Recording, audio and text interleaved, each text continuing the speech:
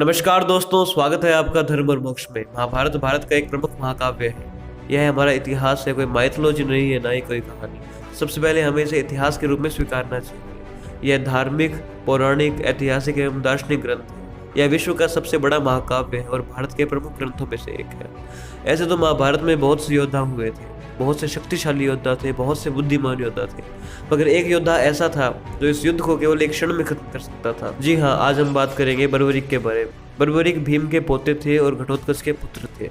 बचपन से इन्होंने विद्या अपनी माता से ली थी, बाद में अपने गुरु से ली थी। इनकी माता ने बचपन से इन्हें यही सिखाया था कि जो पक्ष कमजोर हो हमेशा उसी की तरफ से लड़ना चाहिए, उसी की सहायता करनी चाहिए। जब बर्बरीक को पता चला कि महाभारत का युद्ध चल रहा है तो वह बहुत उत्सुक हुए। उन्होंने अपनी उत्सुकता अपनी माता के आगे प्रकट की।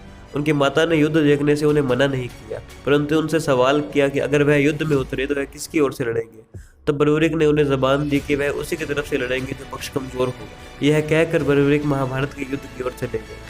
श्री कृष्ण समझ गए कि बर्बरीक कुरुक्षेत्र की ओर आ रहा है। वह बर्बरीक की ताकत का अंदाजा लगाने बर्बरीक के पास पहुंचे। श्री कृष्ण को अपनी ओर आते देख बर्बरीक हैरान हो गए। उन्होंने श्री कृष्ण को प्रणाम किया। श्री कृष्ण ने बर्बरीक से सवाल किया कि अगर वह इस युद्ध में लड़ते तो इस युद्ध को कितने दिन में खत्म कर देते। सामने से बर्बरीक ने जवाब दिया कि अगर वह इस युद्ध में लड़ते तो इस युद्ध को एक क्षण में खत्म कर देते। श्री कृष्ण यह सुनकर हैरान रह गए, क्योंकि बर्बरीक के पास तो केवल 3 ही तीर थे।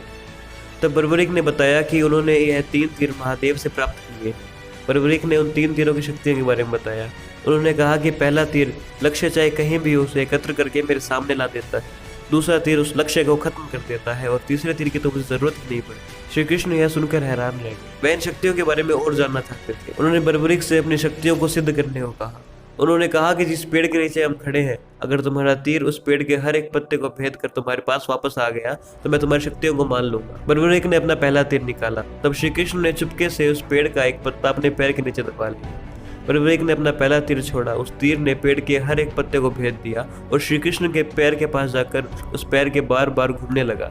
तब श्री कृष्ण ने बर्बरीक से पूछा कि यह तीर मेरे पैर के बार बार क्यों घूम रहा है। तब बर्बरीक ने बताया कि अवश्य ही कोई पत्ता आपके पैर के नीचे दबा हो, कृपया आप अपना पैर उठाए। जैसे श्री कृष्ण ने अपना पैर उठाया तो वह तीर उस पत्ते को भेद कर बर्बरीक के पास आ गया। यह देखकर श्री कृष्ण हैरान रह गए। उन्होंने बर्बरीक से पूछा कि वह युद्ध में किसकी ओर से लड़ेंगे। बर्बरीक ने कहा कि इस समय तो कौरव पक्ष मजबूत है, क्योंकि उसके पास महामहिम भीष्म है, द्रोणाचार्य है, कर्ण है, इसलिए वह पांडवों की ओर से लड़ेंगे। फिर भी श्री कृष्ण चिंता में थे, क्योंकि उन्हें पता था कि जिस समय पांडव मजबूत हुए और कौरव कमजोर पड़ने लगे तो बर्बरीक कौरवों की तरफ चला जाएगा और पांडवों का विनाश कर देगा, और फिर पांडव कमजोर पड़ेंगे तो बर्बरीक फिर पांडवों की तरफ जाएगा और कौरवों का विनाश कर देगा। इस हिसाब से तो सभी लोग मारे जाएंगे, केवल बर्बरीक ही बच जाएगा। कुछ देर सोचने के पश्चात श्री कृष्ण ने बर्बरीक से कहा कि क्या मैं तुमसे कुछ दान में मांग सकता हूँ। तो बर्बरीक हैरान रह गया। उन्होंने कहा, श्री कृष्ण आप मुझे शर्मिंदा ना करें, भले ऐसी कौन सी चीज है जो वासुदेव श्री कृष्ण के पास नहीं। फिर भी अगर मैं आपके लिए कुछ कर सकता हूँ तो आप मुझसे अवश्य मांगे। तब श्री कृष्ण ने कहा कि मैं तुमसे तुम्हारे शीश दान में मांगना चाहता हूँ। यह सुनते ही बर्बरीक अपनी गर्दन त्यागने को तैयार हो गए। उन्होंने अपनी गर्दन काट श्री कृष्ण को प्रदान किया। देखकर श्री कृष्ण बहुत प्रसन्न हुए। उन्हें बर्बरीक का यह त्याग बहुत अच्छा लगा। श्री कृष्ण ने बर्बरीक को वरदान में अपना नाम श्याम दिया और उनसे कहा कि कलयुग में जब भी कोई हारा हुआ व्यक्ति तुमसे मदद मांगने आएगा तो उसकी मदद अवश्य होगी। फिर बर्बरीक ने अपनी एक इच्छा जताई। उन्होंने कहा कि वे महाभारत का युद्ध पूरा देखना चाहते हैं। तब श्री कृष्ण ने उनका शीश एक पर्वत की चोटी पर रख दिया, जहाँ से महाभारत का युद्ध साफ साफ नजर आ रहा है। जैसे ही महाभारत का युद्ध खत्म हुआ तो पांडवों में बहस हो गई। जहाँ एक तरफ अर्जुन कह रहा था कि युद्ध में जीत उसने दिलाई, तो वहीं दूसरी ओर भीम कह रहा था कि युद्ध में जीत उसने दिलाई। ऐसे पांडवों में बहस चल रही थी। तभी श्री कृष्ण वहां आए। तब अर्जुन ने कहा कि माधव आप ही बताइए कि इस विजय में सबसे बड़ा योगदान किसका है। तब श्री कृष्ण मुस्कुराने लगे। उन्होंने कहा कि इस बात का जवाब तो केवल एक ही व्यक्ति दे सकता है।